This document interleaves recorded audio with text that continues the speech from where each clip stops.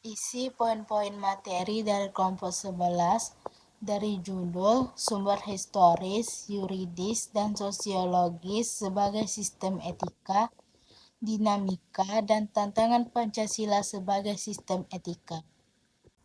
Yang pertama, materi tentang sumber historis. Yang kedua, materi tentang sumber yuridis. Dan yang ketiga, materi tentang sosiologis. Dan saya akan menjelaskan materi tentang sumber historis. Dan materi berikutnya seterusnya akan disampaikan oleh rekan-rekan saya. Sumber historis Pancasila sebagai sistem etika adalah perjalanan sejarah bangsa Indonesia dalam mencari dan menemukan identitas diri sebagai bangsa yang merdeka, berdaulat, dan bermartabat. Pancasila sebagai sistem etika menghadapi tantangan dan peluang di masa kini dan masa yang akan datang. Tantangan-tantangan sistem etika menghadapi tantangan yang berada di masa kini dan masa yang akan datang, antara lain yang pertama globalisasi. Globalisasi ini dapat membawa dampak positif maupun negatif kepada bangsa Indonesia. Yang kedua, radikalisme. Radikalisme ini dapat mengancam persatuan dan kesatuan bangsa Indonesia. Dan yang ketiga, korupsi. Korupsi ini dapat merusak tata kelola pemerintahan dan menggerogoti keadilan bangsa Indonesia. Dan yang keempat, kemiskinan, ketimpangan, dan keterbelakangan ini dapat menghambat kesejahteraan bangsa Indonesia. Selanjutnya, tantangan-tantangan sistem etika menghadapi peluang di masa kini dan masa yang akan datang, antara lain yang pertama, dengan kemajuan ilmu pengetahuan dan teknologi, maka akan meningkatkan kualitas hidup manusia. Dan yang kedua, kerjasama internasional ini dapat memperkuat posisi dan peran bangsa Indonesia. Dan yang ketiga, keberagaman agama, budaya, dan peradaban ini dapat memperkaya khazanah bangsa Indonesia.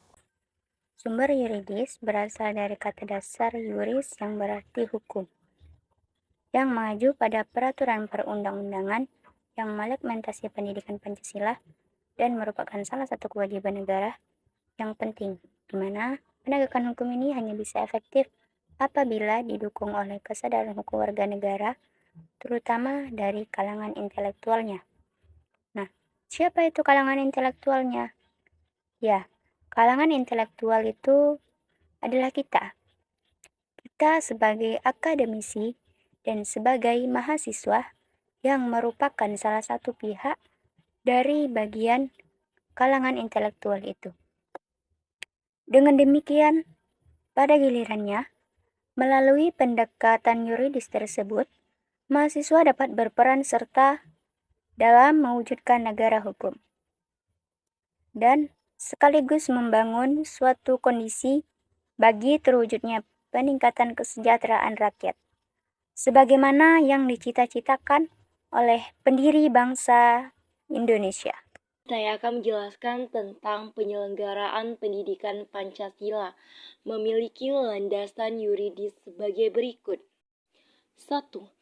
Pembukaan Undang-Undang Dasar 1945 alinea keempat tentang tujuan nasional, di antaranya ialah mencerdaskan kehidupan bangsa. 2.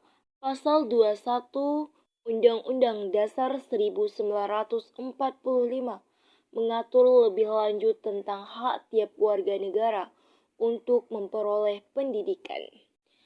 3. Undang-Undang Republik Indonesia Nomor 20 Tahun 2003 tentang Sigma Pendidikan Nasional. 4. Peraturan Pemerintah Republik Indonesia Nomor 12 Tahun 2012 tentang Pendidikan Tertinggi. 5. Peraturan Menteri Riset Teknologi dan Pendidikan Tinggi Nomor 22 Tahun 2019 tentang penyelenggaraan pendidikan anti korupsi di perguruan tinggi. 6. Keputusan Menteri Pendidikan Nasional 2032 Undang 2000 tentang pedoman penyusunan kurikulum pendidikan tinggi dan penilaian hasil belajar mahasiswa. 7. Keputusan Direktur Jenderal Pendidikan Unggul Departemen Pendidikan Nasional Republik Indonesia Nomor 42 Dikti Cap atau 2006 tentang rambu-rambu. Baiklah, materi selanjutnya yaitu sumber sosial. Sumber sosial atau sosiologi dapat dipahami sebagai suatu ilmu yang berkaitan dengan kehidupan manusia. Sumber sosial Pancasila sebagai sistem dalam etika dapat ditemukan di berbagai suku yang ada di Indonesia. Salah satunya adalah suku Minangkabau, di mana suku Minangkabau ini ketika mereka bermusyawarah, mereka memakai suatu prinsip. Adapun prinsip yang mereka pakai adalah bulat air pembuluh darah, bulat kata oleh mufakat. Nah, itu salah satu kata yang ada dan yang dipegang teguh oleh suku Minangkabau. Dan masih banyak lagi kata-kata kearifan lokal yang bertebaran di suku-suku yang ada di Indonesia, dan hal itu memerlukan penelitian yang lebih dalam lagi. Contoh sumber sosial yang pertama ada gotong royong. Gotong royong adalah sikap saling membantu dan bekerja sama di dalam menyelesaikan suatu masalah. Yang kedua ada deliberasi.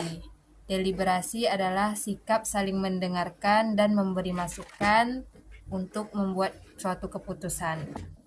Kesimpulan dari materi kami yaitu dalam sintesis Pancasila sebagai sistem etika memiliki sumber historis juridis dan sosial yang paling berkaitan dan melengkapi.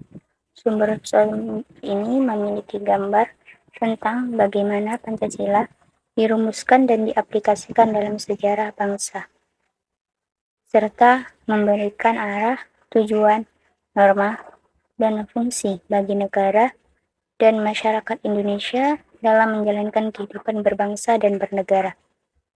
Namun, Pancasila juga dapat mengalami dinamika dan tantangan jika tidak diaplikasikan dengan benar.